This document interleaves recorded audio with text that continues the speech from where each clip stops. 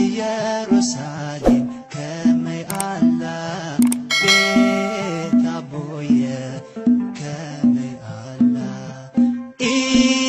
ኢየሩሳሌም ከመይ አላ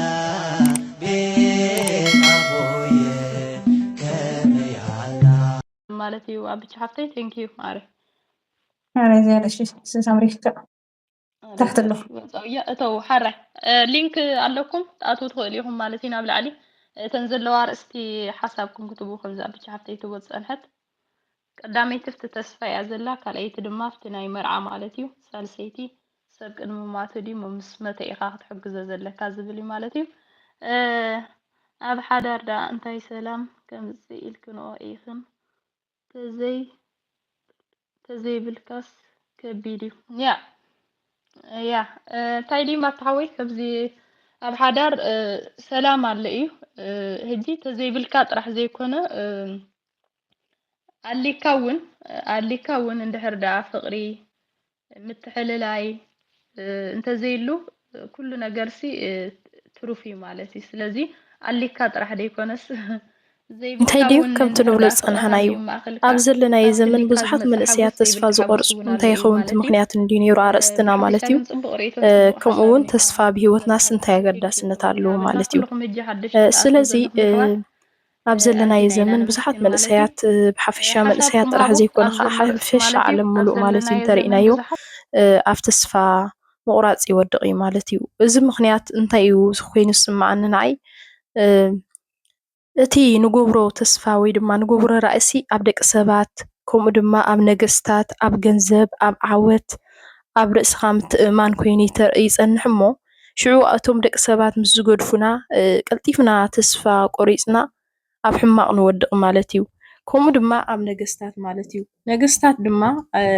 እቶም ነገስታት ስለዚ እንታይ እዩ ተስፋናሲ ኣብ ነገስታት ከምኡ ድማ ኣብ ዓወት ኣብ ርእስና ኣብ ደቂ ሰባት ክንገብሮ የብልናን ማለት እዩ እዚ እንታይ እዩ ኣብ ምድራዊ ኮይኑ እዩ ዝተርፍ ማለት እዩ ንኣብነት እዚኦም ምስ ንስእን ዓወት ተዓዊትካ ነርካ እንድሕር ዳ ተዓወት ጠፊኡ ተስፋ ክትቆርፅ ኢኻ ማለት እዩ ከምኡ እውን ገንዘብ ማለት እዩ እምነትካ ኣብ ገንዘብ ተስፋኻ ኣብ ገንዘብ ጌርካ ተነርካ እቲ ገንዘብ ምስ ጠፍአ እንታይ እዩ እስኻ ጠቕሊልካ ተስፋ ቆሪፅካ ኣለኻ ማለት እዩ ስለዚ ኣብዚኦም ነገራት ተስፋና ከይገበርና እንታይ ዳ ኣብ መኒና ተስፋ ክንገብር ዘለና ኣብ እግዚኣብሔር ማለት እዩ ምክንያቱ ንሰብሲ ተስፍኡ መን እዩ እግዚኣብሔር እዩ ማለት እዩ እግዚኣብሔር ስለ ዝኾነ ተስፋና ኣብ እግዚኣብሔር ተስፋ ክንገብር ኣለና እየ ዝብል ማለት እዩ ናተይ ሓሳብ ምክንያቱ ሓደ ሰብ ድማ ከምኡ ከዓ እንታይ ኣሎ ተስፍኡሲ ኣብ ኣምላኽ ክገብር እንከሎ እንታይ ክኸውን ኣለዎ ብትዕግስቲ ብዘይ ጭንቀት ብዘይ ተሃዋኽ ብዘይ ጥርጣሬ ኣብኡ ክገብር ኣለዎ ማለት እዩ እዚ እዩ እቲ ተስፋ ዝበሃል ምክንያቱ እንድሕር ዳ ንሓደ ነገር ኣብ 2 ወርሒ ክኾነልካ ትፅበ እሞ ኣብ 2 ወርሒ እንድሕር ዳ ዘይኮይኑ እትደሊኻዮ ዘለኻ ንሱ ምስ ከይኮነ ስቕ ምስ በለ ኣብ 2 ወርሒ ድዩ ኣብ ዓመት ድዩ ሓሲብካ ፀኒሕካ ማለት እዩ እንታይ እዩ ዋይ ክኸውን ኣይክእልን ኢልካ ሽዑ እንታይ ጌርካ ኣለኻ ተስፋ ቆሪፅካ ኣብ ተስፋ ምቁራፅ ትበፅሕ ማለት እዩ ምክንያቱ ኣብ ሂወትና እቲ ኣገዳስነት ዝኾነ እንታይ እዩ ተስፋ ክህልወና ኣለዎ ማለት እዩ ምክንያቱ ተስፋ ተለና ንኩሉ ክንበፅሖ ንኩሉ ክንክእሎ ንኩሉ ክንገብሮ ንኽእል ኢና ማለት እዩ ተስፋ ተዘይብልና ግን ጠቕላላ በቃ ራእይ የብልና ሓሳብ የብልና ኮንትነት እዩ ዝስማዓና ማለት እዩ ስለዚ ተስፋና ከምቲ ዝበልናዮ ኣብ ነገራትን ኣብ ምድራዊ ነገር ዘይኮነ ተስፋና ብእግዚኣብሔር ስለ ዝኾነ ተስፋ ማለት ከዓ እግዚኣብሔር እዩ ስለዚ ተስፋና ኣብ እግዚኣብሔር ጌርና ክንጓዓዝ ኣለና እየ ዝብል ማለት እዩ ዝብል ጥራሕ ዘይኮነ ከዓን ክርስትያናዊ ግዴታና እዩ ማለት እዩ ኩልና ብዝኾነ ነገር ኣብ ሓጢያት ወዲቕና ዘለና ተስፋ ከይቆረፅና ብንስሓ እንተደኣ ተመሊስና ብርግፅ ከዓ ክንድሕን ኢና ማለት እዩ ተስፋ እውን ኣለና ማለት እዩ እንታይ ደኣ በቲ ዝገበርናዮ ተስፋ ተቆሪፅና ግን በቃ ብኡ ተስፋ ቆሪፀ እንዴ ከምዚ ገይረ እንዴ በቃ ሕጂ ደኣ ተስፋ ዝበሃል የብለይን ኢልና ኣብ ዘየድሊ ውሳኔ ንወስን ማለት እዩ ስለዚ ካብ ዘየድሊ ውሳኔ ወፂእና በቃ ተስፋ ኣለና እንታይ እዩ በቃ ራእይ ኣለና ተስፋ ኣለና ኢልና እንድሕር ተስፋ ተዓጢቕና ብርግፅ ከዓ ብተስፋ ኢና ንነብር ማለት እዩ ሓደ ነገራት እኮ ኣለዉ እዮም ከምዚ ንብሎ ዝፀናሕናሲ በቃ ድሕሪ ባይታና ኣሎ በቃ ማፃፅኣና ኣሎ ብዙሕ ከም ብሕልፊ ከም ኤርትራውያን መጠን ተሪእናየ ከዓነይ ብዙሕ ኣሎ በቃ ሲ ዝስሕበና ማለት እዩ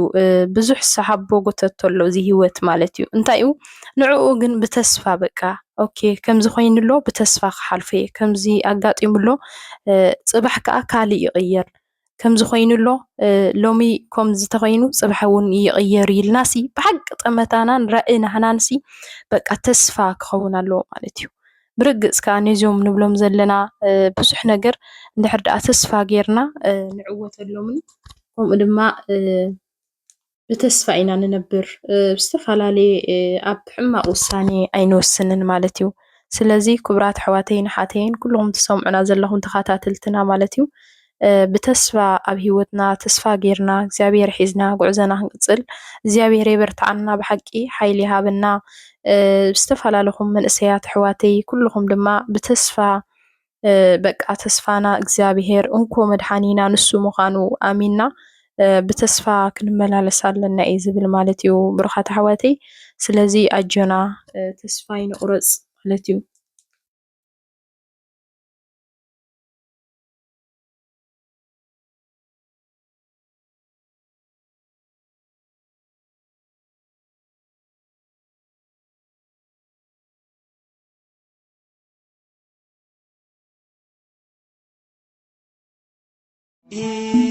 ኢየሩሳሌም